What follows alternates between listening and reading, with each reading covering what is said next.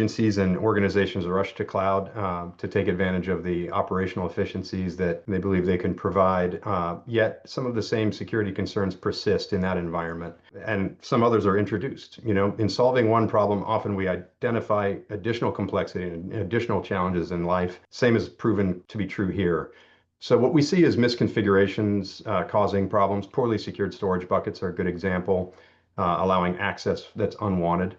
Weak identity and access management policies we're seeing also causing unwanted access to sensitive data in the cloud, as well as vulnerabilities of the cloud applications and infrastructure themselves, as well as malware. Attackers are exploiting these vulnerabilities to gain access to sensitive data, to disrupt services, and to conduct fraudulent transactions, deploy ransomware. And the consequences of these attacks, when you consider the federal mission and the sensitivity of the data that they operate, those data breaches can be pretty steep in consequences. And again, service disruptions to public services, to mission impact, pretty significant.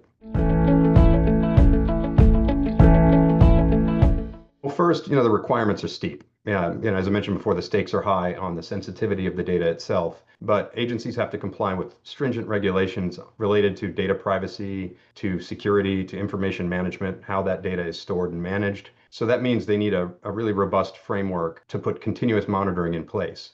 All of this while managing the complexities of a cloud environment. That's a pretty significant challenge. So add to that, the traditional challenges that security teams and IT teams face, like legacy systems, limited budgets, and that one's huge in this context, as well as the need for a skilled labor force. So ensuring that all those control points are managed while handling an explosion of data. So protecting that sensitive data from cyber attacks is a major concern. Cloud, again, solves some problems, but it also creates some others. So a holistic approach to security that combines security controls, policies, and procedures, things like encryption, the basics, right? Encryption, strong access control, regular updates and patching, that kind of hygiene, security automation, an extensive incident response plan.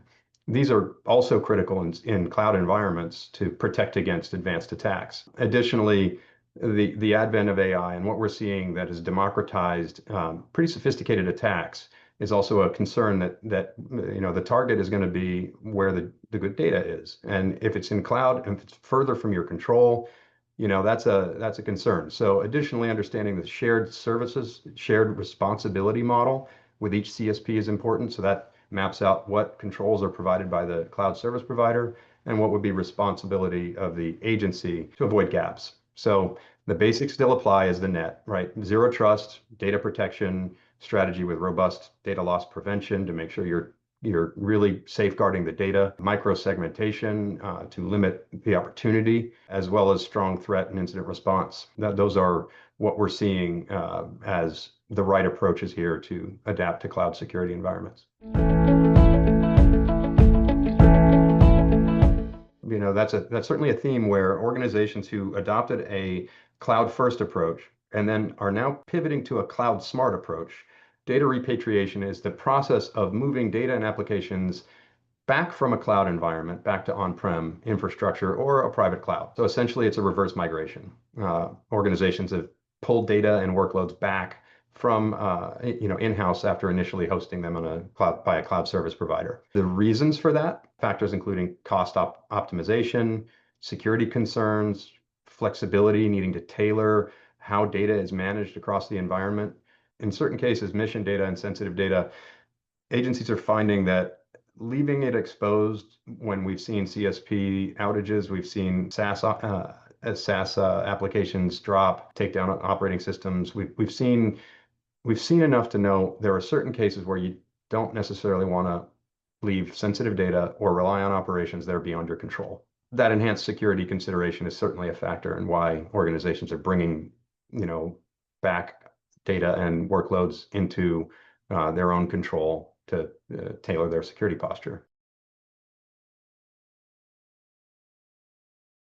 Yeah, I mentioned it takes a holistic approach to security. It's doing the hard work right. That's part of it by offering better visibility better control, and more flexibility of where you need to operate, and tailor security controls to go there. So Broadcom's Symantec and Carbon Black solutions help government agencies with data repatriation by giving them strong capabilities to have that visibility that's necessary across network, endpoint, cloud, and the data to have the right security controls, visibility, governance, incident response to help organizations, whether they're in the cloud, whether they're repatriating to their own data centers, whether they're standing up private cloud and taking advantage of some of the cost savings and better TCO that we're seeing in private cloud than we're seeing in public cloud. Another key factor here is as you consider the data again as the target,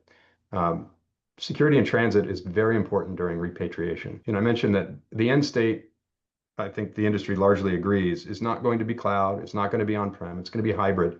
There'll be some private cloud, some public cloud, and across that spectrum, having capabilities that can be with you in air-gapped, can be suitable to provide visibility and control in those environments, or public cloud or private cloud or traditional data center hosted systems or endpoints that are traditional. That is a factor. That flexibility and span of capability is also something that Broadcom believes very strongly is going to be a requirement. The need for flexible solutions is important now more than ever, but we can't ignore the basics, and Zero Trust is here to stay.